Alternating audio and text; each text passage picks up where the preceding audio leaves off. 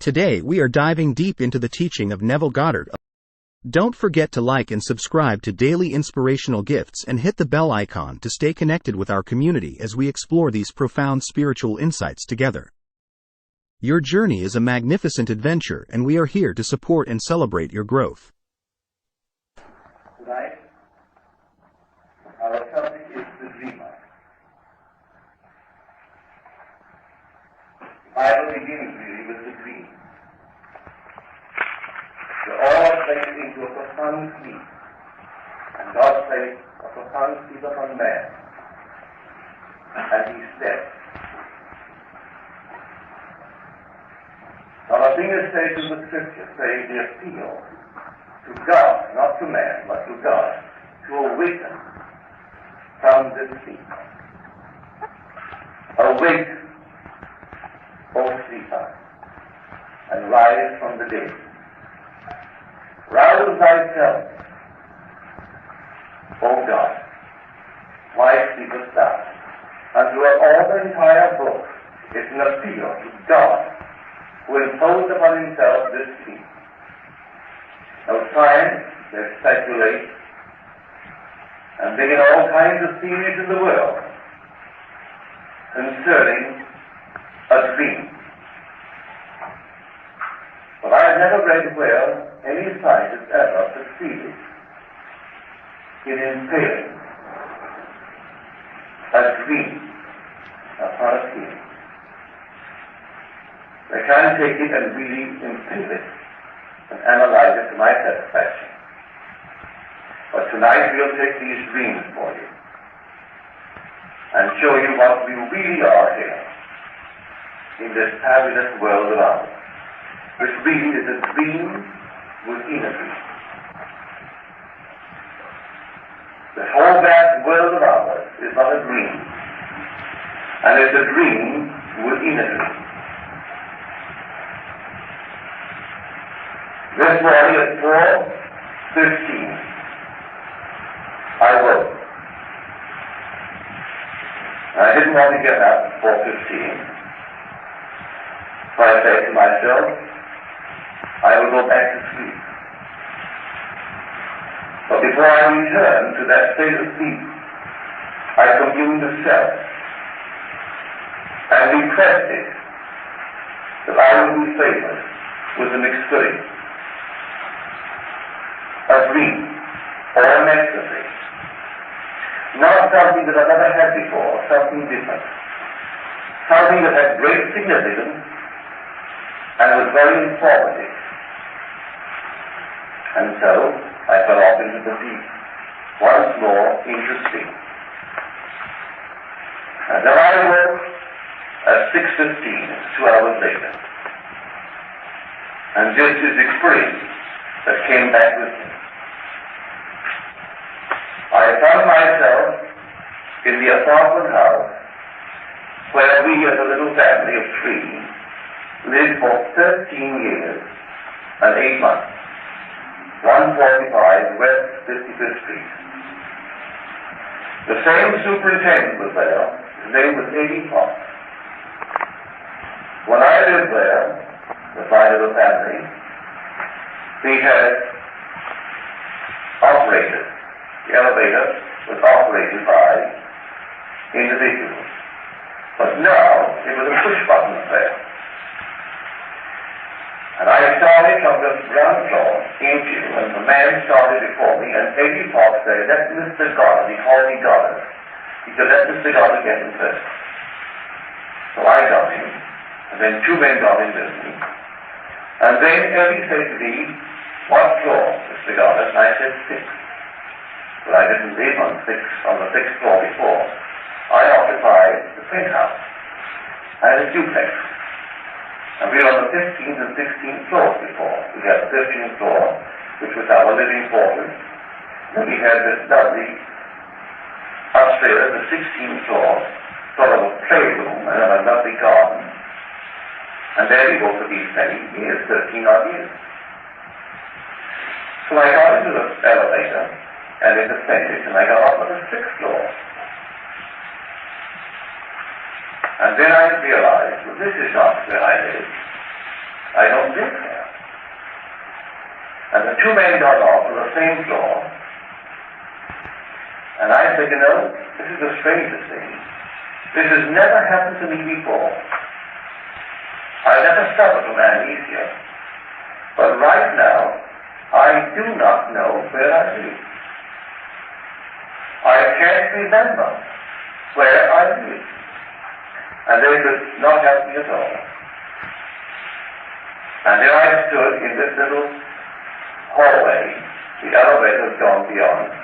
And I'm trying to remember, where do I live? I know I don't live there. And then I said to myself, this may be a dream. And if it is a dream, there's somewhere in this fabulous universe where I am asleep. Or if it is a dream, I am dreaming this, and I must be somewhere sleeping, dreaming this. And if I am dreaming this, well then, the chances are I am lying down and sound asleep, dreaming this now. At that moment, I try to remember where could I be asleep? It wouldn't come back, and nothing would come back. And then I felt the feeling of being horizontal and sleeping. And I felt that motion. I'm horizontal and sleeping. I found myself on a bed. I deliberately would not open my eyes. I wouldn't open my eyes. I wanted to find exactly where am I. I couldn't. I thought, where am I? I would not allow myself to open my eyes on a familiar object on a wall that would relate me to a certain position in space. I tried to remember, but I couldn't bring back, where am I? I couldn't. And then suddenly, out of the nowhere, the little word Carol came into my mind. Carol's eyes. Page 25. At that moment, I didn't hear the voice, but from the depths of my soul, that being which is my own inner being, my deep being, that is breathing this, without the use of words, it said to me, you asked for it. I heard it without hearing words. You asked for it. Because I requested before I dropped into the deep, having awakened at 4:15, and decided not to get up, but to go back to sleep. I asked for an experience that would be significant, something that would be informative, something that would be great that I could talk about and tell the whole vast world the great secret of creation. And that's what happened to me. For what is the story behind it all? Here is a dream within a dream. Is this but a dream? I say it is. It is a dream. This whole vast world is a dream. And when I read the story in Scripture, and when he's about to awaken into this world, it comes in the form of a dream. And the angel of the Lord appeared unto Joseph in a dream and told him of the birth of the Savior of the world. And then at the very end of the story, we are told that when Pilate sat upon his throne, his judgment ceased. That his wife sent a messenger saying, has nothing to do with that righteous man. For I have been greatly troubled this day in a dream because of you. So the whole thing was the dream. Now, can I dream into being by the depth of my own being, dream the kind of a world that I want? I can. That's the story. He planned it all, and he is not diverted from his dream. I am his emanation. I am his bride. Until the dream is at an end. He he becomes one with examination at the very end of the dream, as tells us in Scripture. He leaves all and cleaves to his wife until they become one person. But I am examination, his wife, until this wonderful sleep is over. Until it's over, I think the 12 is projection, examination. And here's this thing called man. But how can I, in some way, take the same technique and dream in my world of Caesar, as he has determined to dream me into his own being and become one with him? I recall that in 1948, my father heard me for the first time. I started lecturing in 1938. Then the war broke, he couldn't come to America. And in 1948 he came to America. And he heard me for the first time. And after that lecture that morning, we all came home to have brunch. And he said, you know, my son, everything you said this morning, I would agree with it, all but one. You told the people to close their eyes when they meditate, when they begin to assume and to visualize objectives, just. Don't close the eye completely. If you close the eye gradually, that tends to a night sleep. And this is the daydream. The daydream, you must have the eye ajar, but not shut. Just partially closed. But I could not deny my father's suggestion, not because he was my father, but here was a man who started behind the 8 ball in life. No education, no social background, no intellectual background, but nothing, I mean, behind the 8 ball in the true sense of the word. And when he died at the age of 85, he could leave a fortune to his 10 children. He raised 10 children. I never once inherited one nickel from anyone, and could at the end of his 85 years leave to his 10 children a considerable fortune, running into multiple millions. And every day my father would sit in the silence with his eyes partly shut. And he would look and see what he wanted to see. He would control it by not closing the eye. As he said, if you close the eye, you're drifting right into a night dream, where your attention is not controlled by you, it controls you. And you go right into a night dream. If you just close the eye, you can see what you want to see. And the whole thing comes to pass in this world. Everything as you see it. So tell your people the next time not to close the eye, but to simply bring it into a partial closing state, ajar. And bring before your mind's eye while the eye is not completely shut, exactly what you want to see. Carry on all the conversations that would incite the fulfillment of your desire. And do it in that way. And here was a man who was talking to me, who died at the age of 85, but long before he died, he had made his fortune. And I don't really believe my father ever did the dishonest thing in this world. I really do not believe he ever did. I really believe, it's my deep conviction about my father. Why, I don't know, I think all of us, the 10 of us, feel this way about him. He met my mother when she was about 3 years old and he was about 8. It was a romance between her 8 and 3. And then, when she was 18, and they got married, as he said to my little niece, so So we give this fabulous party for you today. Champagne is flowing like a river. Everything. When I married your grandmother, I could still afford a half pint of rum. And so we had a half pint of rum to celebrate the union, this wonderful wedding.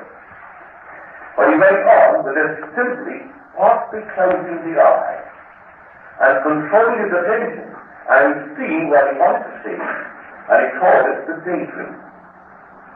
The daydream does not differ from the night dream. Say that in the daydream you are in control, or you ought to be in control. In the night dream, it takes over.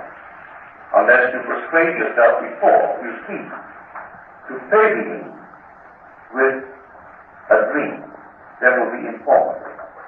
And then he will do it. But if you don't, and you sleep after all the stress of the day, all the headlines of the day, all the newspapers of the day, and all the radio and TV bulletins of the day, that's what you get in the course of the night. Just confusion, just a nightmare. But if you do it in this way, and he shows exactly how he actually went about making his fortune in this world. So I say, the Bible has only one source of dreams in this world. All dreams, all visions, spring from God. There is no other source of a dream in Scripture. And if there be a prophet among you, I the Lord will speak unto him in a dream. I'll make myself known unto him in a vision. And throughout the entire Scripture is all God speaking. Well, who spoke to me this morning? The text of my own soul. And it seems at that very moment he was trying to entice me into a discovery of himself. For when I felt, I didn't hear a word, but I felt, you asked for it. I distinctly asked for an experience that would be unlike what I ever had before, but it had to be instructive, informative, something that would share with the whole vast world, and that they would actually understand the great secret of creation. And the whole thing came in this peculiar manner. Here I am, I didn't know where. I had forgotten where I laid myself down to dream. Everyone has forgotten where he has laid himself down to dream. Because the thing that you really are, that is in a profound sleep, is God himself. You laid yourself down to dream. And you are dreaming what you are now. But just project you can also dream, for the whole thing began as a dream and the end as a dream. So while we are here, if I could only catch it and know how to dream here, as the depth of my soul has dressed me into dream and is continuing to dream, for as I know as I have planned it, so shall it be. As I have purposed it, so shall it stand. No power in the world can stop my predetermined dream. It's a dream. What is a predetermined dream? That I shall obey my emanation. He fell in love with me. He fell in love with you. And you are unique. No one in this world can take your place. There is no power in the world that can modify you in the eyes of the one who's dreaming. You modify the dream out there in the world of people. But no one can fill your place. You are unique. And when you find the dreamer, he is actually enticing you, moment after moment, to find him. And the moment you find him, the being that really has led you into being, you awaken. And you will eat. So this whole vast world is but a dream. So when the poet asks the question, is all that we see or see but a dream within a dream? And then in the same poem, this is Edgar Allan Poe. He answers it. And if you're asking the question, he affirms it. All that we see or see is what is reading within a dream. Now get the great revelation of the name of God and we word it in the same way that Paul did. I am that I am. That's affirmative. Am I that? Am I? And use the word that as the dreamer. Am I the dreamer? Am I? And then come back in the affirmative. I am. You mean I brought this whole vast world into being? Yes, I did. I wish I could share it in the most intimate way with you that I explained it this morning. No desire to get up for the scene. Only using the self. Give me an experience. Bring it forth in the form of a dream or an ecstasy. Either one. To the ecstasy is vision. Very like this, but more clear than this. So everything is solidly real, just like this. Bring it either in dream or bring it like this. But make it informative. Make it something that is so significant that I can tell it to the world and share it with them, to show the secret behind it all. And then that same seed of assessment at the very end, to ask for it. You can almost hear the word coming through but the one word. I have heard the word time and time again. But this morning they were not words, it was simply a mood of perception, as though he was simply kidding me. Just playing with them. You asked for it, didn't you? I did. I asked for it. And here I am with complete amnesia. I didn't know where I was. And yet the vivid picture, same apartment house, the same Eddie Fox, who was the super, the same building. And I got up on the 6th floor, which is significant. On the 6th day, he made man. Here on the 6th floor, I got up. He's coming to the inn now. Let us make man in our image. I push that button. Give the 6th, off of the 6th floor. And this is not where I belong. I don't belong here on the 6th floor. I belong with the dreamer who dreamed man into being. Not with that which is dreamed into being, but the dreamer. That's where I belong. I couldn't find my place on the 6th floor. There was no room there for me. Some things seemed right. And I couldn't remember where I laid myself down to sleep. But I did. Somewhere I laid myself down to sleep. And as I dreamed the dream. And I dreamed.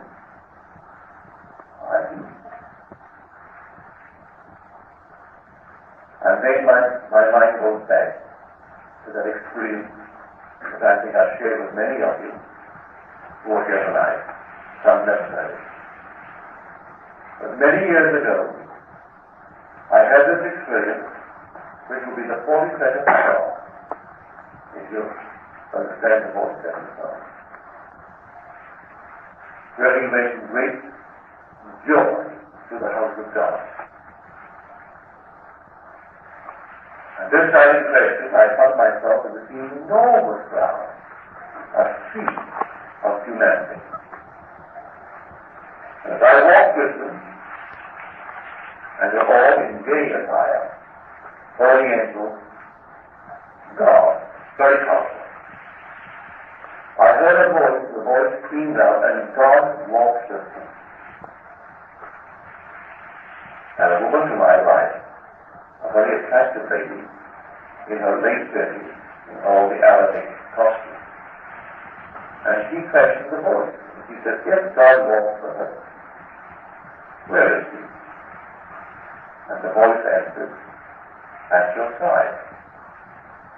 And she turned to her left, and looking into my face, began to tell her, it's Dr. Humphrey that I could be the one talking of. And she questioned the voice, and she said, what? is Neville Goddard?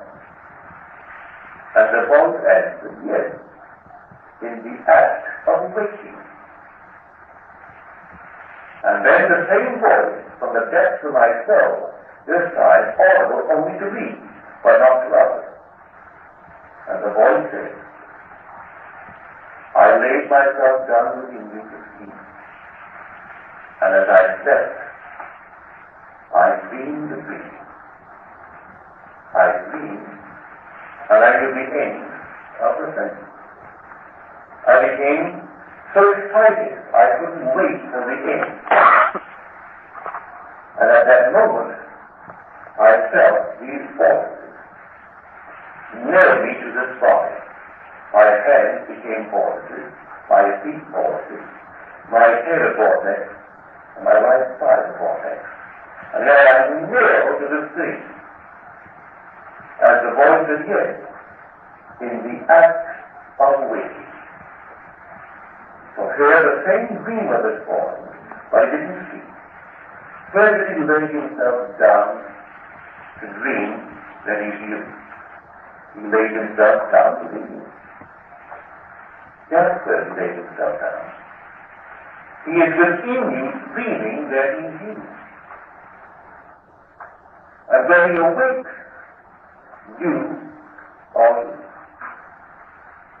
This whole vast world is God, dreaming that is you. And when you completely awake, you will die. And you will see the oneness of it all, not one greater than the other. No one, you and I might have had horrible dreams.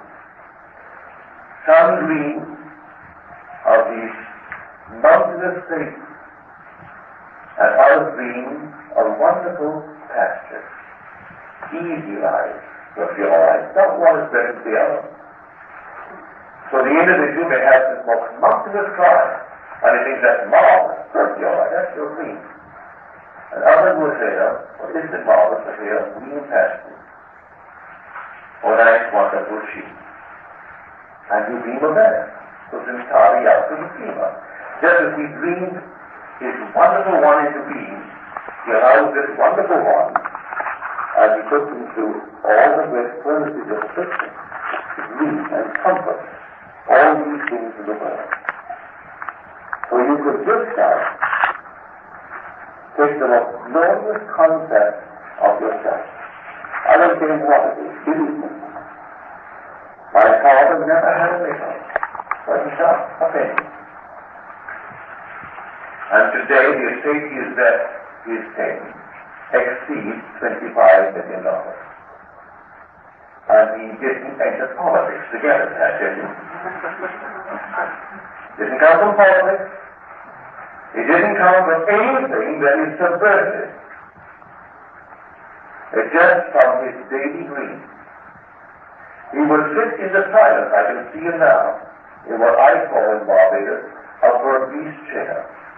It comes from Demerara. It's a chair with elevated, extended arms. He put his feet out and they were elevated. And then he would sit after breakfast, which was served to him about 10:30 in the morning. Well, that was what we call breakfast in the West Indies. The breaking of the fast, as my father was simply a cup of coffee early in the morning. Well, then what he called breakfast would be around 10:30, and that would be like our dinner. A good, substantial meal.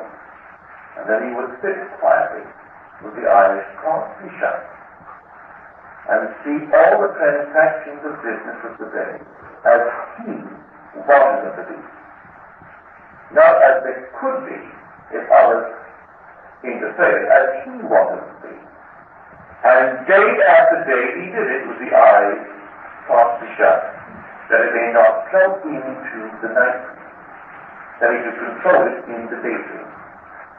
For he knew this Bible better than any minister in the island. It's the one book that he read, and he read it day after day after day, and he understood his Bible.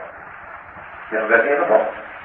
All the others were brilliant scholars, but they didn't understand the Bible. any more than the brilliant ones today understand the Bible.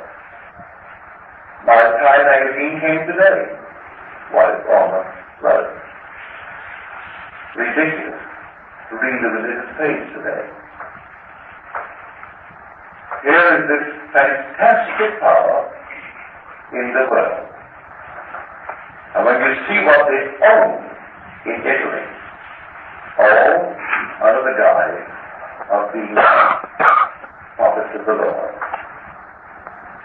But they are really prophets of the Lord, but not P-R-O-P-H-E-D. They are prophets spelled differently. When they own 15% of all that is put on the stock market in that land, and confirm them that if you will attack us, we are the only tax-exempt holders of the stock. All never pay taxes, but we don't pay taxes. And if you threaten us to tax us, we will sell overnight and market will crash. And they represent this great mystery. They haven't the slightest concept of the great mystery. So let me tell you how it comes to an end. It comes to an end in the simplest way. You can't accomplish. Nothing you can do until you wait for the birth. It comes to an end in this manner. Finally, Jesus Christ awakens in you. Jesus Christ is born in you. Jesus Christ and you find God's only begotten Son and calls you Father. And then you know who you are. Then Jesus Christ in you tears the temple in two, from top to bottom. And Jesus Christ in you as the Son of Man, a sin, that spine of yours, as a fiery serpent. And then the Holy Spirit, in bodily form as a dove, descends upon you and smothers you with affection, because his work is done. And you've come to the end of the dream. So your dream is over. And you only wait the laboring days until you take off this garment for the last time and find that you, who began the whole dream, you've awakened with an increased power. For there is no limit to expansion of God. There is no limit to the translucency of God. There is only a limit to the contraction of God, to the opacity of God. So man is that limit. Man is that contraction. And God becomes man, that man he becomes God. So then he stands. And the end of his dream as man, which was predetermined, comes in these simple pictures, four simple little events, all in man. So, start this night and take my father's advice, who made the fortune. I don't think very many people in this world can leave 25 million bucks to your family. It's not a public company, it's a private company. And he could turn and give us this sort of money. And he himself, not once did he ever get one nickel from another. And may I tell you, if you're not educated, he wasn't. By our standards, he would not have gone beyond a couple of grades in high school. man who loves people, people love him. A savvy fellow of 6'2", 6'3" really. And just a generous, wonderful fellow who just loves. But day after day, 7 days a week, he practiced as though he was really a concert artist. He wouldn't let days go by because it was another day. He sat every day and did it. And the only criticism he had was I told the people to close the eye. And he said, that leads only to a night dream. Don't close the eye. You don't close the eye, it's the daydream. And the daydream must be controlled. The night dream belongs to the depth of your soul. As the deeper you, and it will take all the energy of the world and flow itself to educate your mind here. But on this level, don't close the eye. If you don't close the eye, you will in control. And then you can control the daydream. And this is the daydream. While he is bringing into being his predetermined picture, and no one can stop it. No power in the world can stop it. So you read the papers and you read all these headlines that this country's going to take over and that country's going to take over, what should our president do? And everyone's so concerned. And they're all so wise. Last night I came home and just turned on TV and watched this lovely Cinderella. So here was Cinderella. But I was too lazy to get up and turn off the thing. And then came the great mentor, Mr. Lippman. I was too lazy to turn him off. So I sat and looked and listened to all of this wonderful, what we should do and what China could do, what they'll do. The things to do that they can have nothing to do with God's dream. And yet a brilliant mind. His choice of language, his choice of words, perfect. But my laziness allowed me to see this thing coming into me. But how many saw that, I don't know. Here was this considered brilliant mind, analyzing exactly what we as a country should do. And maybe his influence never seemed to right of that. He may be persuaded, I don't know. That's not what to do. Close your eyes just a little bit. And see what you want to do. Don't hate anyone in this world. If you want to leave something behind you, leave it behind you, but don't just throw it out, leave it behind you. Others will enjoy it. What I just taught today, some of us enjoy it more. I have a lovely maid. I don't wear things out before he gets them away, because I don't want people to give me something worn out. And so, if something that's a little broken seam, I would say, no, this is a broken seam on this shirt, you take it. And so my wife said to me tonight, she'll catch on after a while, and she's never a broken seam there. I said, no, she won't. Perfectly all right. And so, you just don't wear a thing out and give it away. Some of them use it. So just think for one more what others will do with it. What do you want to do? Do you want to be wealthy? If you really want to be wealthy, you can be. Do you want to be healthy? To be known? I don't care what you want to be in this world. On this level, it's all within the framework of God's plan. Because you and He are one. In the depth of yourself, I heard the words distinctly. He laid Himself down within you to sleep. And as He slept, He dreamed a dream. He didn't lay Himself down up there to dream me. He is in me, dreaming me. So when I'm sitting in this New York City, or in my dream, standing in this little corridor, what in prayer am I dreaming? This current place where I must be sound asleep, dreaming this, but if this is a dream, where am I dreaming?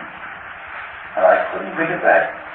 I just couldn't remember where I fell asleep to dream this dream. But I must be fixed spotlight. And then I felt myself on the bed. And then that wonderful, beautiful little feeling, you ask for it. But oh, what a revelation. And then comes the memory of that moment in time when I walked with this enormous crowd covered with this invisible, heavenly state. And the voice said to me, I laid myself down within his feet.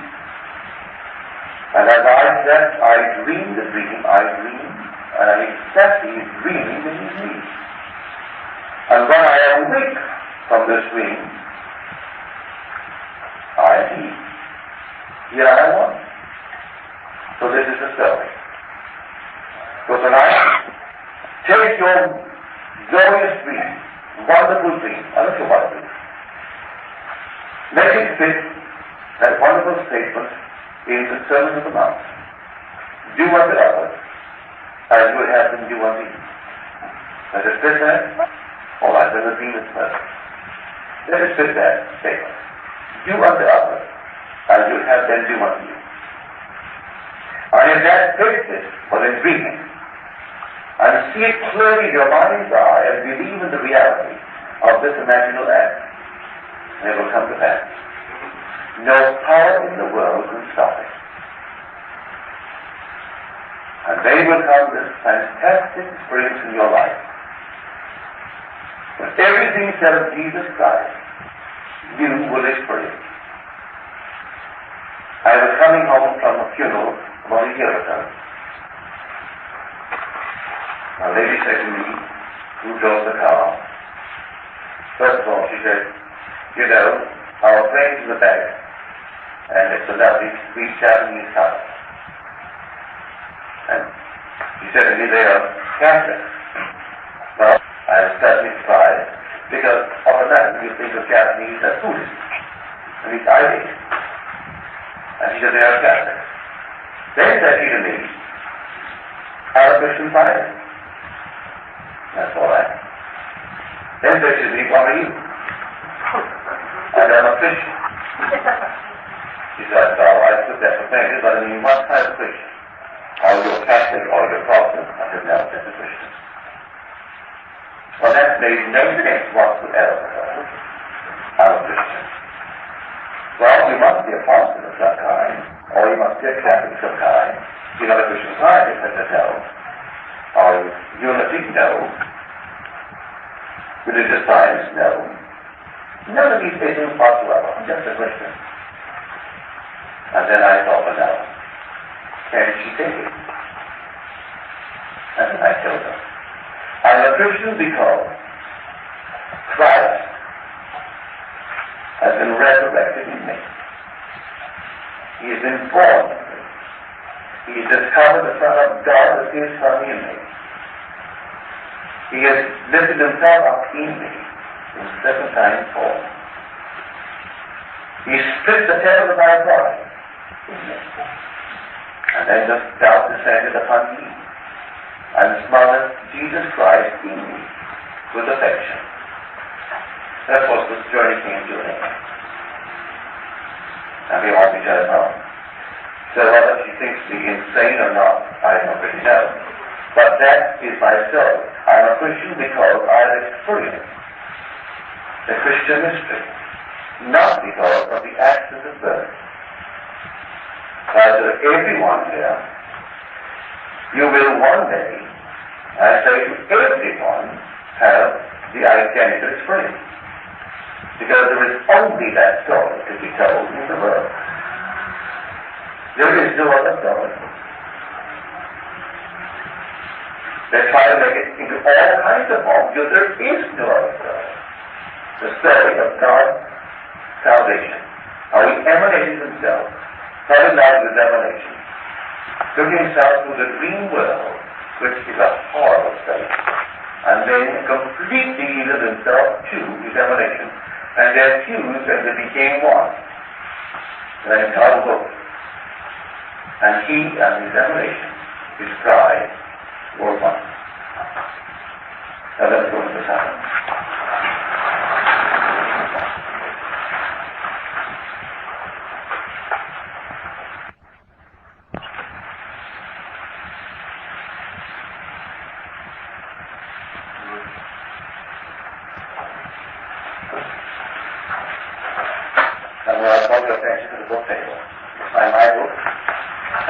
to those I recommend.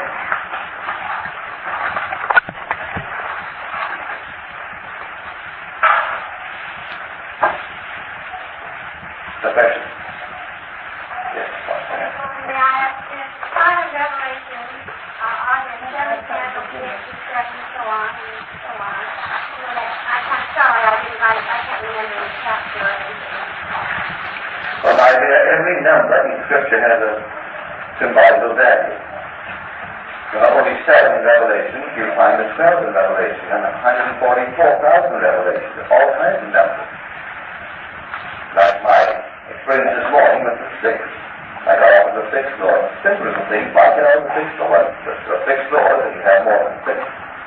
But it was not just a 6th floor. It was the man. Well, 7 in Scripture is simply completion. On the 7th day he rested. It's a mystical sense of finished. And the 8th is a new beginning. So the 7th is completion, but it comes to an end. But the 8th is the important one in Scripture, because on the 8th day he rose, which is the first of a new age. The 7 days, so the next day would be an 8th. And on that first day of the new week, he rose before the 8th. The beginning there, so there is no beginning or end to an 8th. Almost like the hourglass. There's no beginning of end, not the beginning of the end. So 7 is completion. The work is finished. And we rested.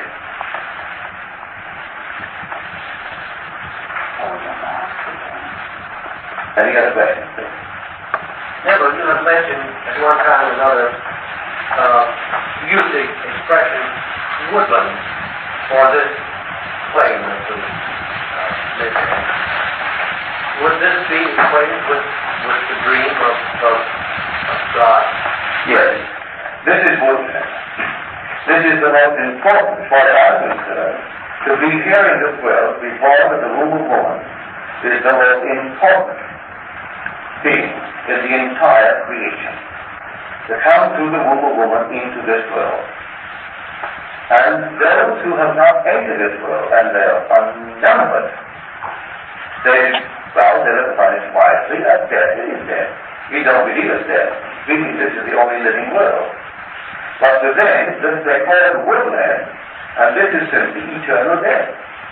As Blake said, those in great eternity who contemplate on death, meaning this world, says that what seems to be is to those to whom it seems to be.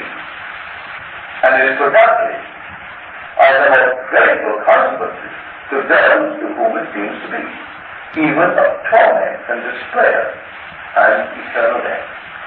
So in this world, what seems to be, just as we said earlier, it really seems to be that I be self-persuaded, though reason denies it, that it is all in this world of death. But divine mercy steps beyond and redeems man in the body of Jesus. So here this world is woodland. And you're told in the 8th chapter of the book of Mark. And when the eye was opened, he was asked, what do you see? Should I see men like trees walking? I recall vividly one night, I told the story in San Francisco, and it was such a strange reaction I told it since. But I saw this politician, he's now gone from this world. He was one of the important members of the Socialist Party. A great opponent of Churchill. Well, that was. Well, that was his name. You might have read about him or heard about it. Well, in vision I saw it. And I saw him take this tree and put it on his head.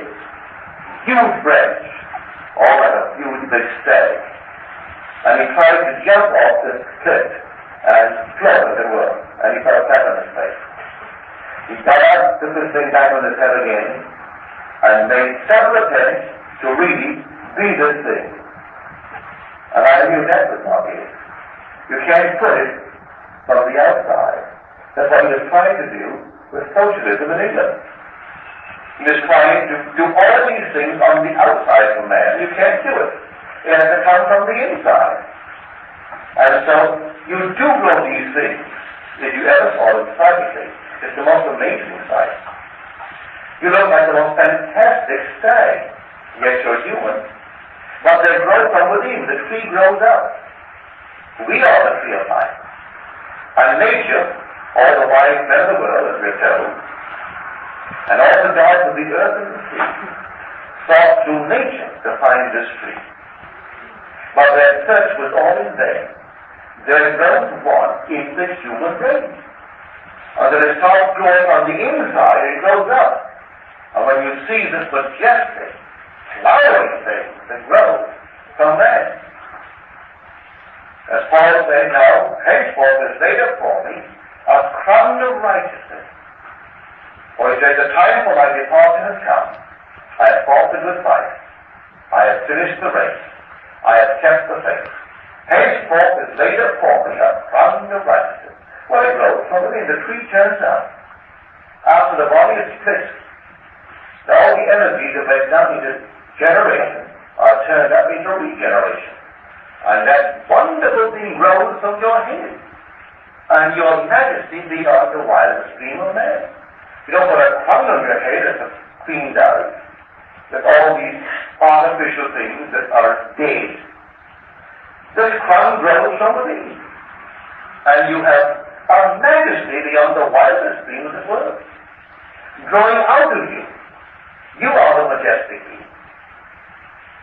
And so everything grows out of this wonderful color man, where God entombed himself. So in this world, seen from above, before it starts to grow and they can't see that, and that belongs to this age at all, they're still all as dead, and they call it woodman.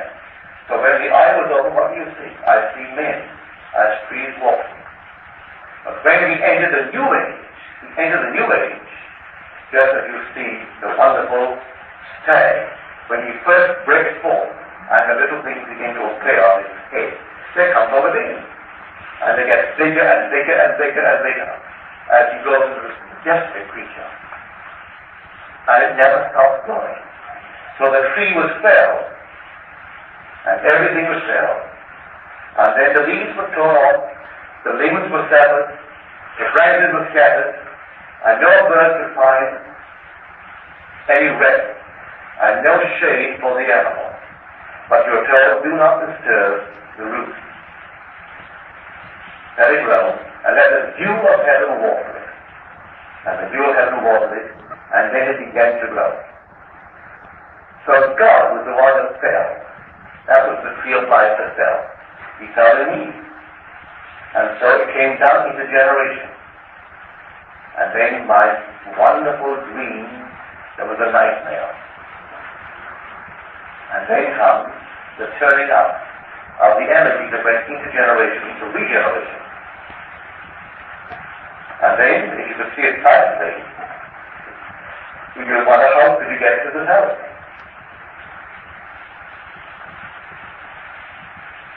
But it doesn't, no three-dimensional barrier could stop it. What you wear in glory, you bring into anything, but you couldn't, how could you possibly enter this room if the room could stop it? Good night. We hope you enjoyed today's show. Please don't forget to like and subscribe to Daily Inspirational Gifts and hit the bell icon to stay connected with our community as we explore these profound spiritual insights together. Thanks for watching.